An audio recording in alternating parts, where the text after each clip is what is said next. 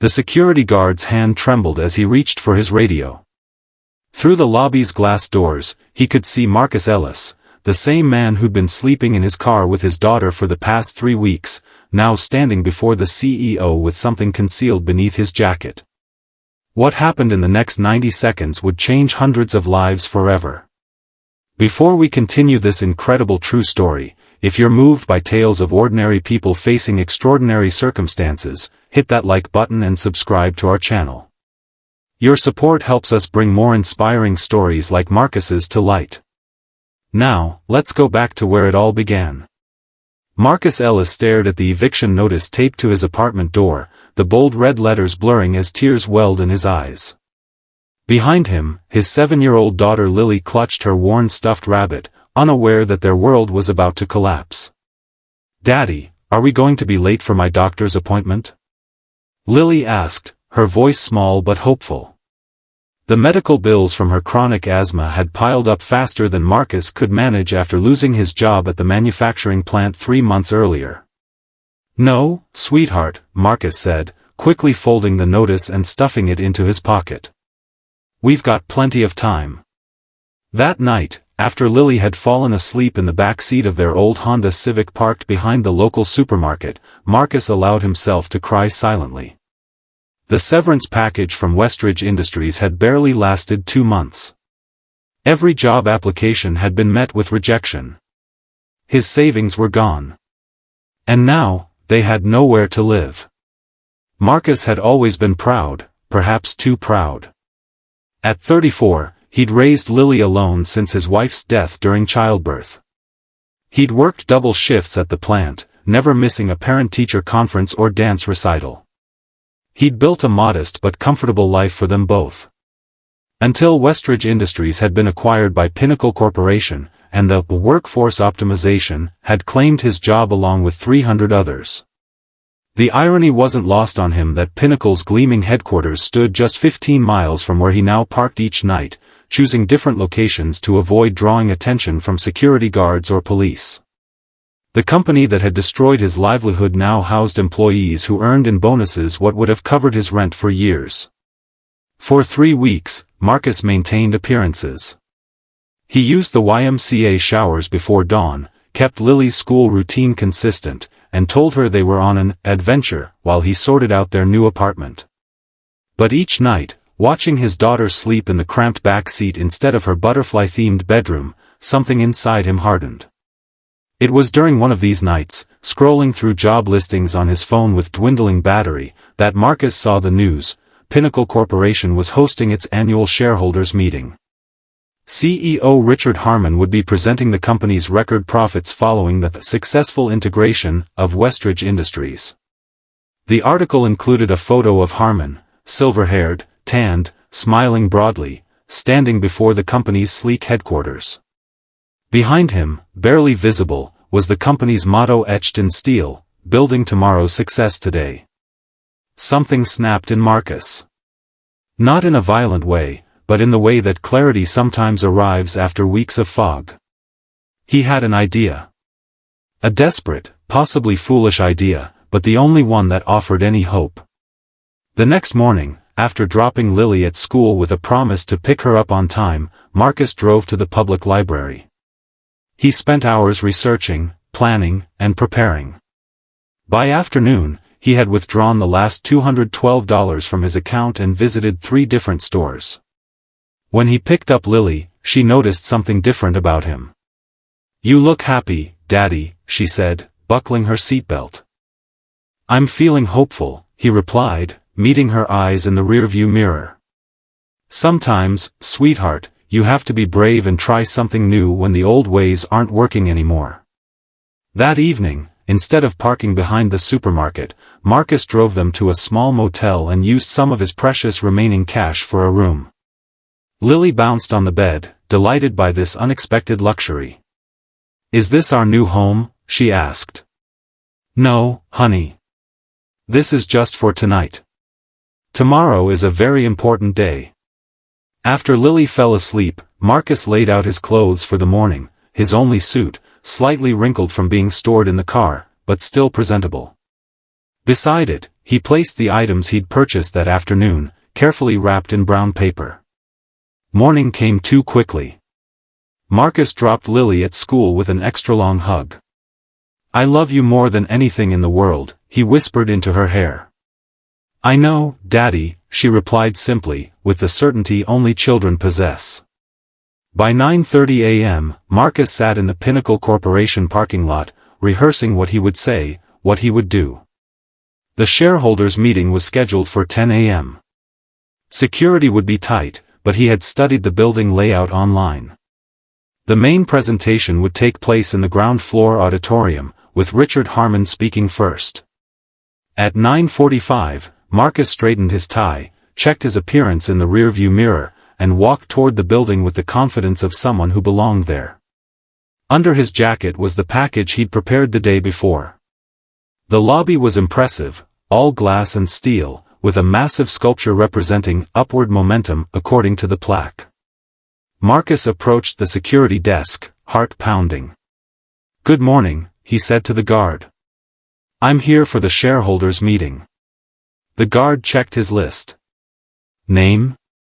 Marcus Ellis." "I should be on the list." A lie, but delivered with such conviction that the guard hesitated. "I don't see an Ellis," the guard said, frowning. "That's strange. I received the invitation last week." Marcus made a show of checking his phone. "I'm a small shareholder, but I was specifically told all shareholders were welcome." The guard looked uncertain. "Let me check with my supervisor." As the guard turned away, Marcus noticed a group of well-dressed people entering, chatting animatedly. With a smooth motion, he merged with them, nodding and smiling as if he belonged. Once inside the auditorium, Marcus chose a seat near the back, close to an exit. The room filled quickly with shareholders and executives. At precisely 10 a.m., Richard Harmon strode onto the stage to enthusiastic applause. "Ladies and gentlemen, it's my pleasure to welcome you to Pinnacle's annual meeting," Harmon began, his voice confident and practiced. "This has been a landmark year for our company. Our acquisition of Westridge Industries has exceeded all profit projections." Marcus felt his chest tighten as Harmon detailed the cost-saving measures that had included eliminating redundant positions. Each phrase was a euphemism for the devastation visited upon families like his own. When Harmon paused for a sip of water, Marcus stood. He moved deliberately toward the stage, his hand inside his jacket. A security guard noticed him and frowned, reaching for his radio. "Sir, you need to return to your seat," the guard called out. Marcus continued walking. The guard's hand moved to his weapon. "He's armed," someone shouted. Whether it was the guard or another attendee, Marcus couldn't tell. The room erupted in panic. People ducked beneath seats, others rushed for exits. Harmon froze on stage, his water glass suspended halfway to his mouth. In that moment of chaos, Marcus pulled his hand from his jacket. In it was not a weapon, but a stack of photographs. With deliberate movements, he climbed the steps to the stage and approached the microphone. "My name is Marcus Ellis," he said, his voice echoing through the now silent room. 3 months ago, I was employee number 1457 at Westridge Industries. Today, my 7-year-old daughter and I are living in our car." He placed the first photograph on the podium, a picture of Lily in her school uniform, smiling despite everything. "This is my daughter. She has asthma that requires daily medication. She doesn't understand why we can't go home anymore." He placed another photograph down, this one showing their car, parked behind the supermarket, makeshift curtains hung over the windows. "This is where we've been sleeping since your cost-saving measures took effect." One by one, Marcus laid out the photographs, Lily doing homework by flashlight in the back seat, Marcus in his Westridge uniform receiving an Employee of the Month award, the eviction notice, Lily's medical bills. The security guards had reached the stage but hesitated, unsure how to proceed with cameras now recording everything. Harmon stood frozen, his face ashen. "I'm not here to threaten anyone," Marcus continued, his voice steady despite the tears streaming down his face. "I'm here because 300 families like mine have been destroyed while this company celebrates record profits. I'm here because my daughter deserves better. We all deserved better." The room remained silent. Even those who had been rushing for exits now stood watching. "I don't want charity," Marcus said. "I want dignity.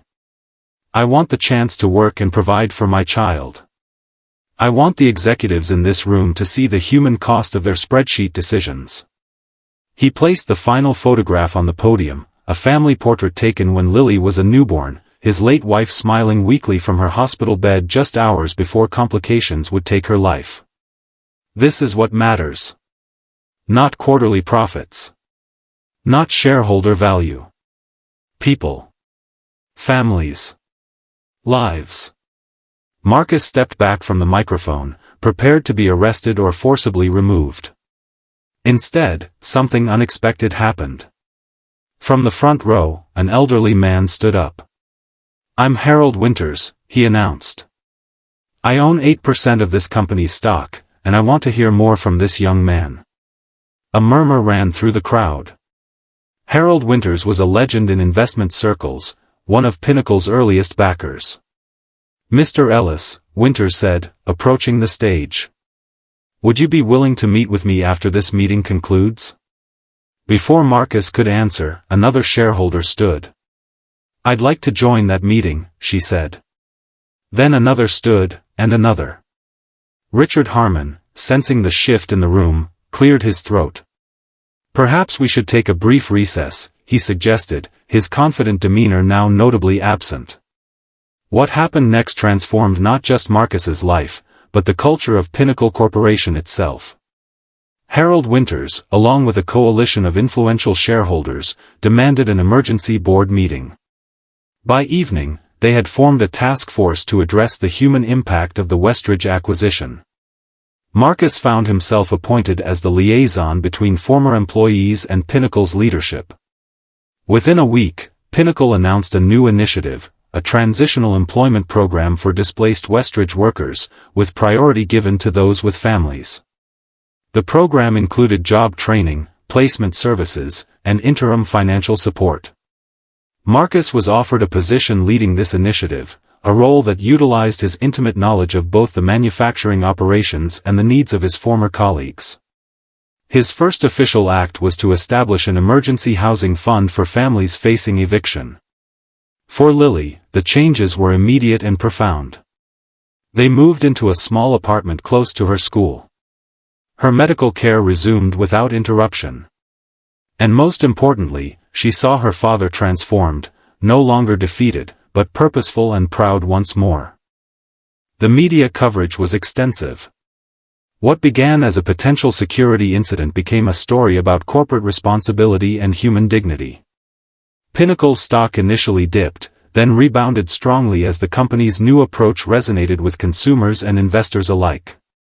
6 months later, Marcus stood at a podium again, this time addressing the reopening ceremony of the Westridge plant, now operating under a new business model that prioritized sustainable employment alongside profitability. "What happened that day wasn't just about me," Marcus told the assembled workers and executives. "It was about remembering that behind every business decision are real people with real lives.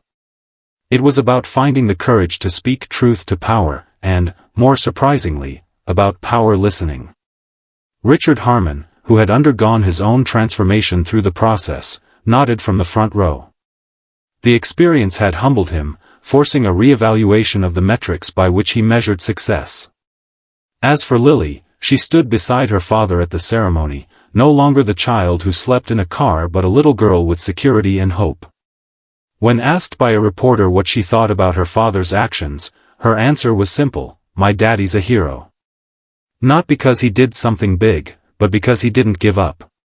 The story of Marcus Ellis and Pinnacle Corporation became a case study in business schools across the country.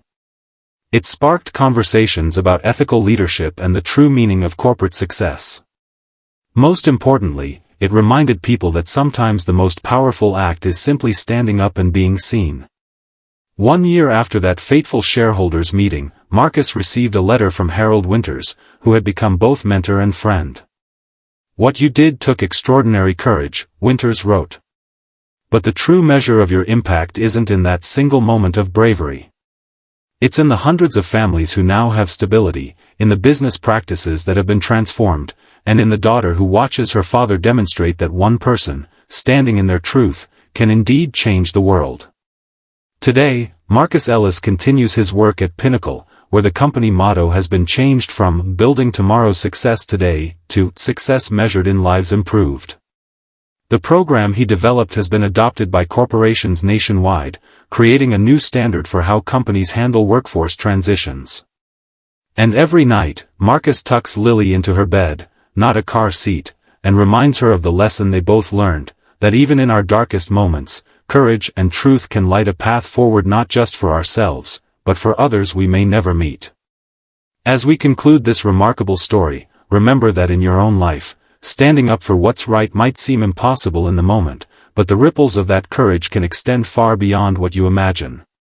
Like Marcus, you never know who might be listening, who might be moved to action by your truth. If this story touched you, please like this video and subscribe to our channel for more inspiring tales of ordinary people creating extraordinary change. Share your thoughts in the comments below. We'd love to hear about a time when you or someone you know stood up for what was right, even when it was difficult. Until next time, remember, the most powerful force for change in this world is a single person who refuses to accept that things cannot be better.